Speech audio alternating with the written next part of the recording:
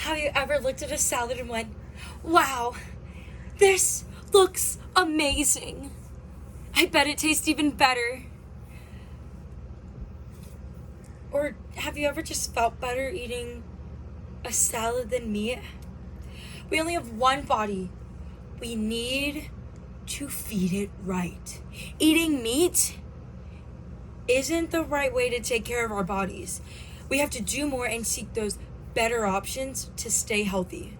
Imagine a lifestyle where your body feels better, you have more energy, you are saving the environment, you're spicing up your palate, and less animals are being slaughtered for your benefit. Is there even such a thing? Well, yes, there is. It's called vegetarianism, and I'm sure you're wondering what that means. While there are several different parts of vegetarianism, you're not just a vegetarian. You could be a lactotarian, an ovotarian, a vegan, a microbiotic vegetarian, a natural hygienist, a raw foodist, a fruitarian, a semi-vegetarian, a pescatarian, and a vegetarian. So many different options. The choice is yours. It's up to you to pick which one is best for you. What do these mean? A lactotarian means that you consume some dairy. Ovotarian means you eat eggs. A microbiotic vegetarian, they live on grains, sea and land animals. Natural hygienists consume plant foods, but they also periodically fast. A raw foodist eats uncooked and non-meat foods.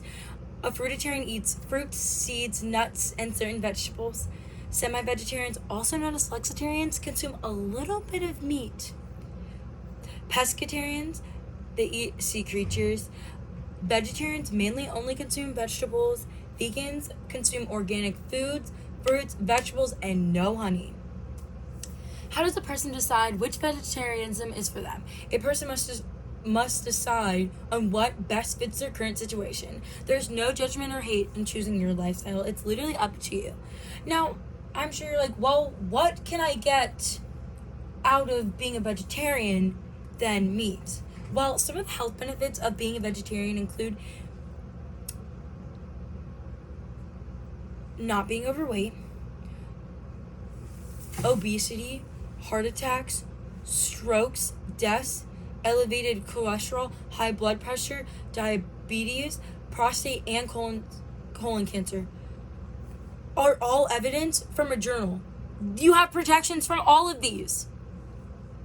An overwhelmingly majority of scientific studies are linked between nutrition and chronic diseases. Recommend diets low in animal fat, high in fruits, vegetables, and whole grains.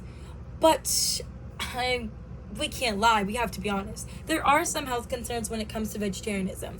You have to worry about your junk food intake. If you don't budget correctly or you don't put enough effort in, you may see yourself consuming more junk food than usual. Also, protein skipping. It happens when you forget to replace the meat on your plate. You have to be willing to put in the time and effort when it comes to choosing this new lifestyle. Also, B12 deficiency and low iron.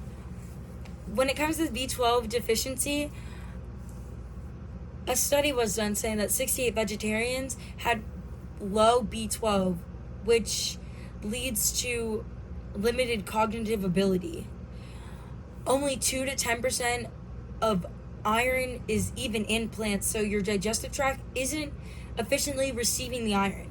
That's why you need to make sure you take your multivitamins to stop this from occurring.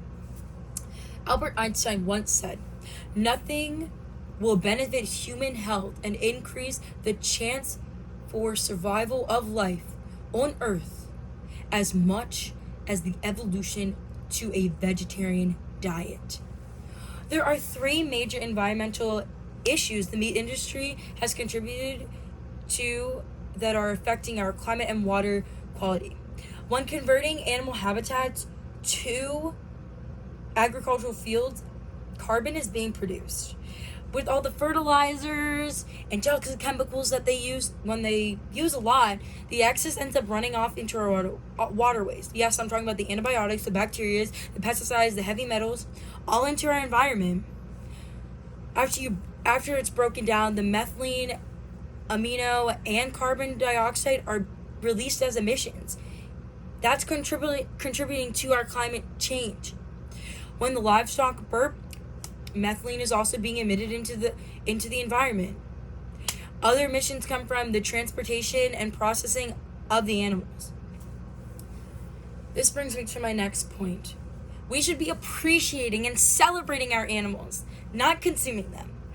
Since the livestock industry have some very inhumane ways of caring for our livestock, it shows that we don't care, we're not responsible for them. After they're cut up, chopped, packaged, and you purchase it at the grocery store, that's it. They're not caring about that life. And we need to put that back in to this process. You're maybe wondering, how can you do your part? And completing your part includes you not consuming these animals, choosing a better lifestyle. Now, I want you to remember, all the animals end up in the slaughterhouse at the end. They experience very little to no sunlight, limited space. The only time they see that sunlight is when they're being transported to the slaughterhouse. Hence, they cut off their beaks so they stop pecking each other in the transportation process. The dairy industry, they artificially inseminate the cows, kill the males, abuse the females. What a process. Meat is not that important.